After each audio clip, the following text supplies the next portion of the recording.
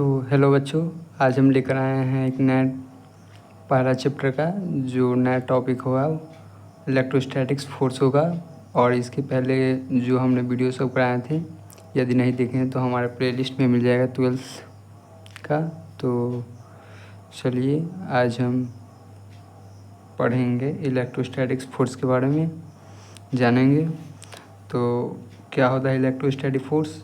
तो the force acting between two charge is called electrostatics force. जैसे कि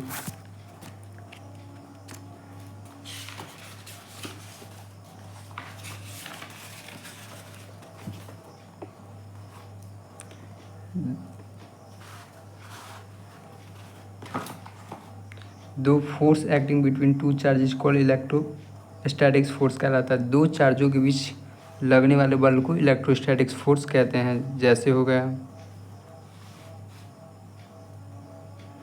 जैसे मान लीजिए एग्जाम्पल में इलेक्ट्रॉन के बीच लगने वाला फोर्स, या प्रोटॉन के बीच फोर्स लगने वाला फोर्स, या इलेक्ट्रॉन प्रोटॉन के बीच लगने वाला फोर्स को इलेक्ट्रोस्टैटिक्स फोर्स कहा जाता है।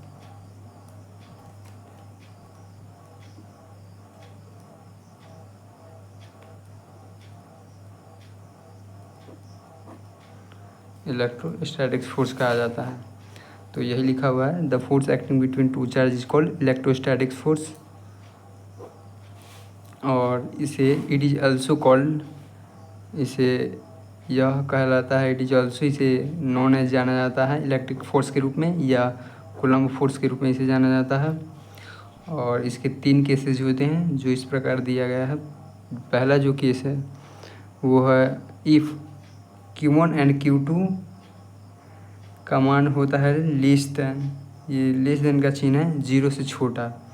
इसका अर्थ यह हुआ कि जब Q1 इंटू Q2 का मान लेस देन 0 से होता है, अर्थात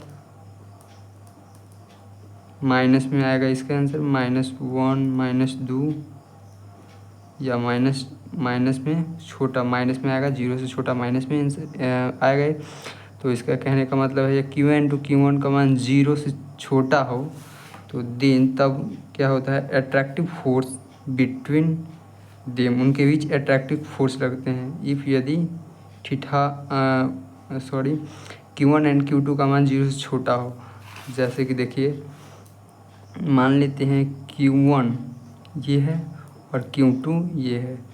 इसका मान माइनस तभी आएगा इस दोनों का गुणनफल जब E प्लस होगा E माइनस होगा, या E माइनस होगा E प्लस होगा।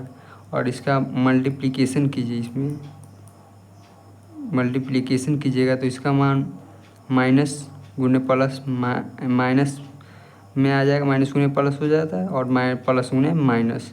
तो आप जानते हैं कि जब दो चार्ज होता है प्लस माइनस या माइनस प्लस, तो इसके बीच अट्रैक्टिव फोर्स लगता है, अट्रैक्टिव फोर्स। इसके बीच इसके दोनों बीच चार्जों के बीच अट्रैक्टिव फोर्स होगा। तो यही लिखा हुआ है, यदि Q1 एंड Q2 का मान 0 से छोटा हो तो attractive force acting between them, उसके बीच अट्रैक्टिव फोर्स लगेगा। और केस 2 है जो है इफ़ यदि Q1 एंड Q2 का मान ग्रेटर दैन 0 से बड़ा होता है देन तब इसके बीच रिपल्सिव फोर्स बिटवीन देम, उसके बीच रिपल्सिव करेगा, एक दूसरे को हटाएगा फोर्स। जैसे मान लीजिए ये हो गया Q1 एंड Q2 हो गया, ये रिपल्सिव मतलब 0 से ग्रेटर देन होगा, मतलब प्लस में उसका मान होगा। प्लस में तभी होगा जब ये दोनों प्लस में आएगा, या माइनस दोनों में माइनस, क्योंकि इसका इस दोनों का गुणनफल जो होगा वो या प्लस होगा, और इसका भी हो जाएगा जो माइनस गुने माइनस प्लस। तो जो आप जानते हैं कि जब प्लस में चार्ज होता है तो वे एक दूसरे को रिपेल करते हैं, मतलब धकेलते हैं, एक दूसरे को धकेलते हैं। तो वही लिखा हुआ है, इफ़ Q1 एंड Q2 का ग्रेटर देन 0 तो रिपल्सिव फोर्स बिटवीन देम, उसके बीच रिपल्स करेगा, एक दूसरे को हटाएगा। और केस थर्ड है, इफ़ यदि Q1 एंड Q2 का जो प्रोडक्ट है वो 0 के बराबर आता है तो नो फोर्स, उसके बीच कोई बल नहीं लगेगा। जैसे कि देख लीजिए, ये है फर्स्ट का, ये हो गया आपको सेकंड का, ये है थर्ड का। Q1 एंड Q2 के बीच 0, तो 0 कब होगा? या तो E 0 होगा और इसका कुछ वैल्यू होगा, या तो इसका वैल्यू होगा, या तो इसका मान 0 के बराबर होगा। तो इसको दोनों का जो प्रोडक्ट होगा वो 0 के बराबर आ जाता है। तो जब 0 के बराबर आ जाएगा तो कोई फोर्स नहीं लगेगा, कोई फोर्स नहीं लगेगा तो नो फोर्स। तो ये रहा कुछ इलेक्ट्रोस्टैटिक्स फोर्स के बारे में कुछ बेसिक जानकारी। अब हम जानते हैं इसका सूत्र क्या होता है इलेक्ट्रोस्टैटिक्स फोर्स बराबर। तो इसका जो फार्मूला होता है F बराबर Q1 into Q2 by R square के बराबर होता है। इसका विस्तार आगे करेंगे। ये इसका फार्मूला हो गया। अब चलिए, अब है जो K आया है F बराबर Q1 Q2 बटे में आर स्क्वायर। अब उसको आगे पढ़ेंगे, इसको हम ऐसे भी लिख सकते हैं।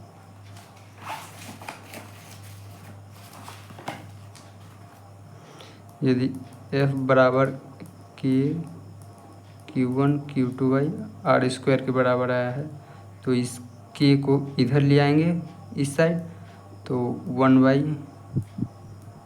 Q हो जाएगा, F रहेगा ऊपर। इसको ऐसे लिख सकते हैं Q1 Q2 by R square. और K को जब ऊपर ले जाएंगे तो ये ऐसे हो जाएगा F आर स्क्वायर बटे में Q1 इंटू Q2। तो यही एक निकल के आया K का वैल्यू कि K किसके इज इक्वल टू बराबर होगा।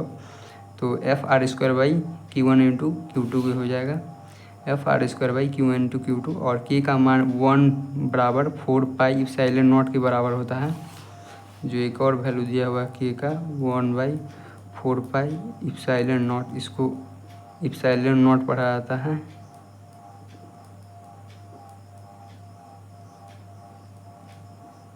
लॉन NAUGST नॉट पढ़ा जाता है। तो चलिए जानते हैं वैल्यू क्या होता है इसका। तो वैल्यू ऑफ K का जो वैल्यू होता है वो 1 बाई 4 पाई इप्सिलॉन नॉट के बराबर होता है। इसको परमिटिविटी ऑफ फ्री स्पेस भी कहा जाता है, जिसका मान 9 गुने 10⁻9 newton metre square by coulomb square के बराबर होता है। तो वैल्यू ऑफ K, वैल्यू होता है K का इन ऐसे सिस्टम में K का जो वैल्यू होगा वो 9 गुने 10⁻9 newton metre square by coulomb square के बराबर होता है। और value of K in CGS system में होता है 9 गुने 10⁻9 गुने 10⁵ dyne centimetre square into 10⁻2 square के सेंटीमीटर स्क्वायर कीजिएगा और बट्टे में 3 गुने 10⁻9 स्टैट कूलम स्क्वायर कीजिएगा। तो इसका वैल्यू जो कट उट कराएगा तो 1 डाइन सेंटीमीटर स्क्वायर इंटू में स्टैट कूलम स्क्वायर के बराबर आता है इसका वैल्यू। तो सीजीएस में क्या होगा इसका मान 1 डाइन सेंटीमीटर स्क्वायर और बाई कूलम स्क्वायर के बराबर हो जाएगा। तो अब है ऐसा सिस्टम ऑफ ऐसा यूनिट ऑफ K का जो ऐसा यूनिट होता है वो newton metre square by coulomb square होता है। और सीजीएस जो यूनिट होता है वो dyne centimetre square by stat coulomb square होता है। और factor on which K depends, और factor on which K depends, K का मान किस किस पर निर्भर करता है ये पूछा जा रहा है। तो पहला जो है वो नेचर ऑफ मीडियम, मतलब किस अवस्था में है, या वो निर्वात में है या वायु में है या जल में है, उस पर डिपेंड करता है। और सिस्टम ऑफ यूनिट कहने का ये मतलब है यही कि यह ऐसा सिस्टम में है या सीजीएस यूनिट ऐसा यूनिट में है या सीजीएस यूनिट में है, इसका अलग अलग वैल्यू होता है। जैसे हम निकाले थे सीजीएस यूनिट में इसका value 1 dyne centimetre square by के स्टैट कूलम स्क्वायर के बराबर होता है। और ऐसा ही यूनिट में ऐसा ही सिस्टम में होता है 9 गुने 10⁻9 newton metre square by coulomb square. तो ये दो चीज़ पर डिपेंड करता है। ये तो नेचर ऑफ मीडियम हो जाएगा कि किस मीडियम में है, या निर्वात में है या एयर में है। और दूसरा है वो सिस्टम ऑफ यूनिट, मतलब किस यूनिट में, सीजीएस यूनिट में है कि ऐसा यूनिट में है। तो चलिए अब हम पढ़ेंगे इप्सिलॉन नॉट। ये नया चीज़ आ गया, इप्सिलॉन नॉट क्या होता है। तो इप्सिलॉन नॉट अब जानते हैं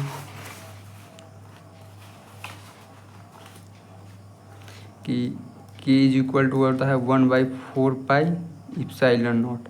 तो इसको इस बगल ला सकते हैं, तो इप्सिलॉन नॉट बराबर हो जाएगा 1/4 के बराबर, इसके इज इक्वल टू के हो जाएगा बराबर इप्सिलॉन नॉट। तो यही चीज़ लिखा गया है यहाँ पे कि ई नॉट इज इक्वल टू होता है 1/4 के, और वैल्यू ऑफ इप्सिलॉन नॉट जो होगा, वैल्यू इप्सिलॉन नॉट का मान होता है, आप निकालिएगा। जैसे में 1 है तो 1 हो जाएगा, और 4 अब पाई का मान 3.14 रखना है, और के का मान हमें मालूम है कि के का मान ऐसे सिस्टम में होता है 9 × 10⁻9 newton metre square by coulomb square. तो वो पुट करने पर आपको कैलकुलेट कीजिएगा तो 8.85 गुणने में 10⁻−12 coulomb square by newton metre square के बराबर आ जाएगा। तो डायमेंशन हो जाएगा इसका, डायमेंशन 80, चार्ज का डायमेंशन हो जाता है 80, और कूलम स्क्वायर है 2 गो, तो 2 चार्ज हो जाएगा, 80 हो जाएगा चार्ज का। और न्यूटन का mLt के बराबर -2 होता है, और मीटर स्क्वायर का L के स्क्वायर होता है। तो 2 गो हो गया A, और 2 गो T ऊपर है और 2 गो T नीचे है, तो ये ऊपर जाएगा तो प्लस में हो जाएगा, तो कुल T 4 गो हो जाएगा -4T, और -4T नहीं +4T होगा यहाँ पे, सॉरी +4T होगा, और E स्क्वायर हो जाएगा, 2A है तो अब बच गया mL। तो m है एक ऊपर, एक कहीं नहीं है, अब m एक ही है तो m के पावर -1 हो जाएगा ऊपर जाएगा तो, और l देखिए l यहाँ 1 है और यहाँ 2 है, तो l पूरे कुल 3 हो गया, और यह ऊपर जाएगा तो -3 हो जाएगा। तो इसका डायमेंशन हो गया m-1 l-3 T4 और E स्क्वायर के बराबर। तो अब SI यूनिट में ऐसा यूनिट हो जाएगा, ऐसा यूनिट ऑफ इप्सिलॉन नॉट जो होता है प्रति न्यूटन्स प्रति metre square by coulomb square के बराबर, या इसी को फैराड प्रति मीटर पढ़ा जाता है, फैराड प्रति मीटर।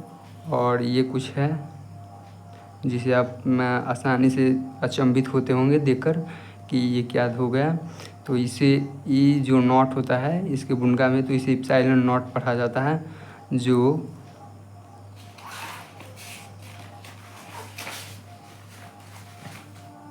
ये होता है कुछ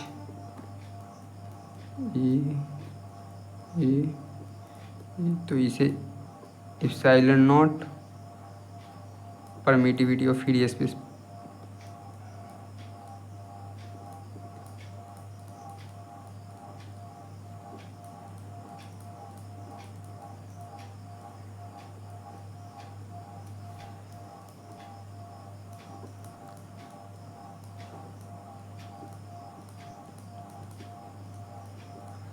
परमिटिविटी मीडियम,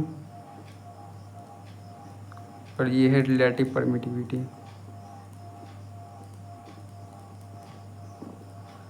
रिलेटिव परमिटिविटी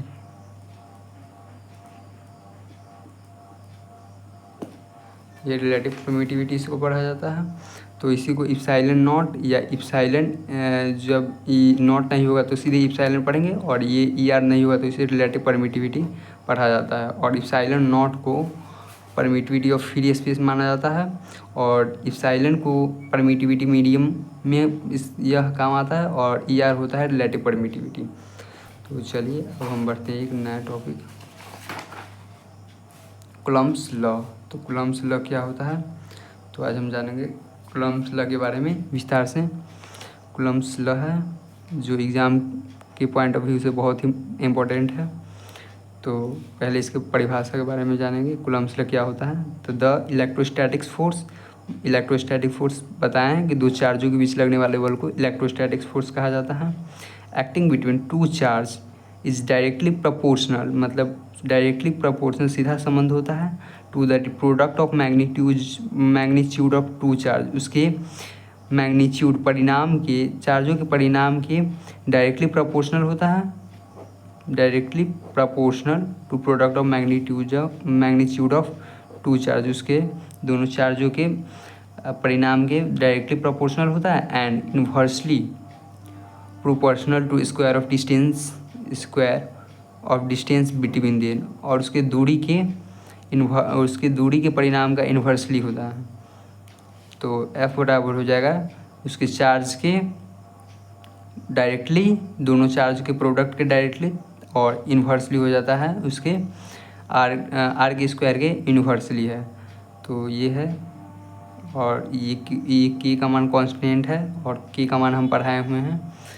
के बराबर के का मान पढ़ाए थे 1/4 पाई एप्सिलॉन नॉट के बराबर होता है, और इसी का मान 9 × 10⁹ newton metre square by coulomb square के बराबर होता है। तो यही है, F बराबर हो जाएगा के Q1 Q2 by R square के, जहाँ ये Q1 हो जाएगा चार्ज 1 और ये चार्ज 2, क्योंकि दो चार्जों के बीच कूलम्ब फोर्स लगता है। तो F बराबर इसको के का वैल्यू हम पुट भी कर सकते हैं 1/4 पाई एप्सिलॉन नॉट इंटू में Q1 into Q2 by R square के बराबर हो जाएगा। अब है Coulomb's law for medium. Coulomb's law जो मीडियम के लिए होता है वो हो F बराबर 1/4 पाई एप्सिलॉन नॉट हो जाएगा फ्री स्पेस, मतलब जहाँ वायु निर्वात के लिए जिसको बोलते हैं, और डायरेक्ट जो एप्सिलॉन हो वो है मीडियम के लिए, और Q1 इंटू Q2 बटे में आर स्क्वायर के बराबर हो जाएगा Q1 Q2 by R square के बराबर। ये मीडियम के लिए है।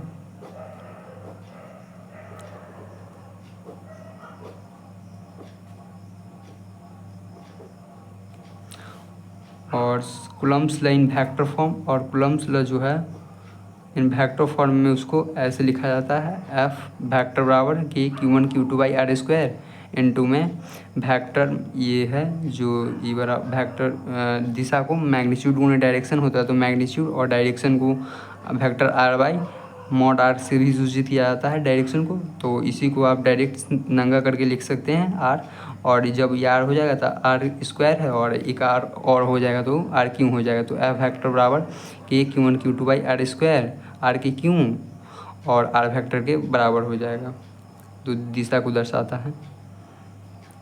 तो ये हो गया वेक्टर फॉर्म्स कूलम्ब्स लॉ का। अब है कुछ और इम्पोर्टेंट फैन जो देखेंगे। ये बोल रहा है ऑबे न्यूटन्स थर्ड लॉ। यह न्यूटन थर्ड लॉ को फॉलो करता है और इन्वर्स स्क्वायर लॉ को भी फॉलो करता है। इन्वर्स स्क्वायर लॉ मतलब हो गया जो आर के समानुपाती, आर स्क्वायर के समानुपाती जो होता है वो इन्वर्स स्क्वायर लॉ पढ़ा जाता है। तो ये पालन करता है। F बराबर F इन्वर्सली प्रोपोर्शनल होता है 1/r स्क्वायर को इन्वर्सली स्क्वायर लॉ के बराबर होता है।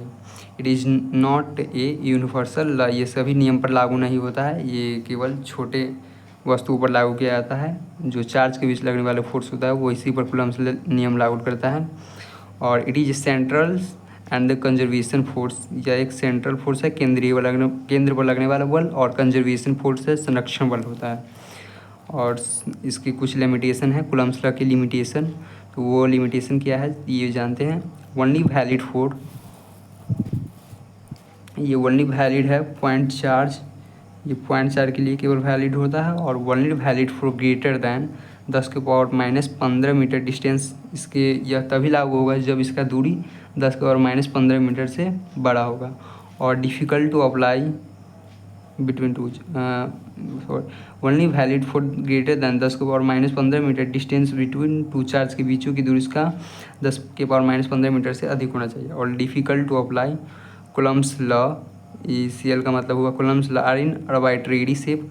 अर्बिट्रेरी शेप मतलब होता है अनिश्चित आकृति, इसको लिख लीजिएगा। अनिश्चित आकृति जिसका कोई आकृति निश्चित नहीं है, मतलब अलग अलग शेप का होता है। और note valid for Einstein theory के लिए यह लागू नहीं होता है। E बराबर mc स्क्वायर के लिए यह लागू नहीं होता है। और तो हो गया इसका पूरे इस कूलम्ब्स लॉ से संबंधित जानकारी। अब हम जानेंगे डाइलेक्ट्रिक कांस्टेंट क्या होता है और इसके बारे में समझेंगे। तो it is also known as, ये जाना जाता है रिलेटिव परमिटिविटी के नाम से भी जाना जाता है। आपको हम बताए थे कि जब भी ER कहीं दिखेगा तो इसे रिलेटिव परमिटिविटी पढ़ा जाता है। तो यही चीज़ है, it is also known as relative permittivity. Dielectric constant को रिलेटिव परमिटिविटी पढ़ा जाता है। तो इसका परिभाषा होता है the ratio of permittivity of mediums and permittivity of free space is called dielectric constant, ER कहलाता है। तो आपको मालूम है कि the ratio permittivity of a medium, permittivity of medium को E से सूचित किया जाता है और परमिटिविटी ऑफ फ्री स्पेस को इप्सिलॉन नॉट से सूचित किया जाता है। तो इसी का अनुपात लेना है। तो परमिटिविटी ऑफ मीडियम को E से सूचित किया जाता है और परमिटिविटी ऑफ फ्री स्पेस को E/नॉट के नॉट से सूचित किया जाता है। तो इसका जो वैल्यू आता है वो ER के बराबर रिलेटिव परमिटिविटी के बराबर होता है। तो यही चीज़ लिखा है the ratio permittivity of A mediums and permittivity of A free space is called कहलाता है डाइलेक्ट्रिक कांस्टेंट, या इसी को रिलेटिव परमिटिविटी पढ़ा जाता है। तो इसे डिनोटेड किया जाता है, सूचित किया जाता है ER से। इट इज़ यूनिटलेस, ये यूनिटलेस एंड डायमेंशनलेस होता है। और वेन जब डाइलेक्ट्रिक मतलब कोई आगे पढ़ाएंगे, डाइलेक्ट्रिक कोई होता है वैक्यूम्स जैसे एयर, वाटर्स, मेटल, ये सब डाइलेक्ट्रिक्स में आते हैं। इज इंसर्टेड मतलब बीच में रखा जाता है, इंसर्टेड बिटवीन टू चार्ज के बीच जब इसे रखा जाता है, देन द फोर्स डिक्रीज करता है, फोर्स डिक्रीज होता है। और एफ जो वैक्यूम का मान होता है, वैक्यूम बराबर एफ मीडियम बाई ER के बराबर होता है। एफ मीडियम इसलिए क्योंकि आप जानते हैं कि एफ मीडियम ER बराबर होता है E/इप्सिलॉन नॉट के। तो आप इसको ऐसे भी लिख सकते हैं, इप्सिलॉन नॉट बराबर E/ER। और इसी को पढ़ा जाता है वैक्यूम, और ये मीडियम में होता है और E होता है रिलेटिव परमिटिविटी। तो इसी को लिख दीजिए मीडियम, और ये हो जाएगा वैक्यूम, VACWM। तो यही लिखा है F vacuum by F medium by ER के बराबर होता है। कुछ वैल्यू है जिसका हम मीडियम्स है और उसका डाइलेक्ट्रिक कांस्टेंट देखेंगे जो पॉइंट ऑफ व्यू से ज़्यादा इंपॉर्टेंट रखता है।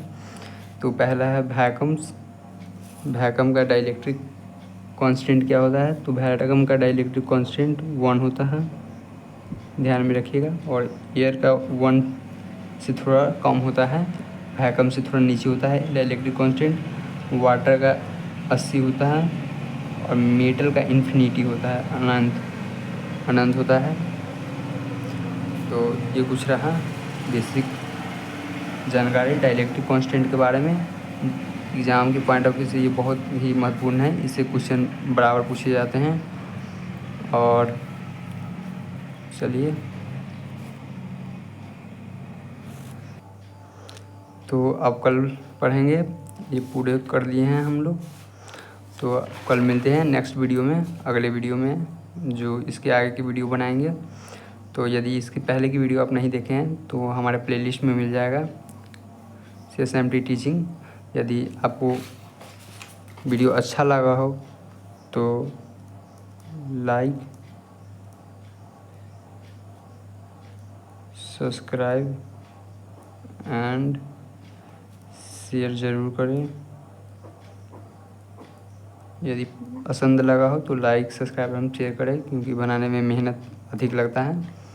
तो यदि अच्छे से पढ़ाते हैं तो ये सब तो बनता है। ठीक है, मिलते हैं नेक्स्ट वीडियो में।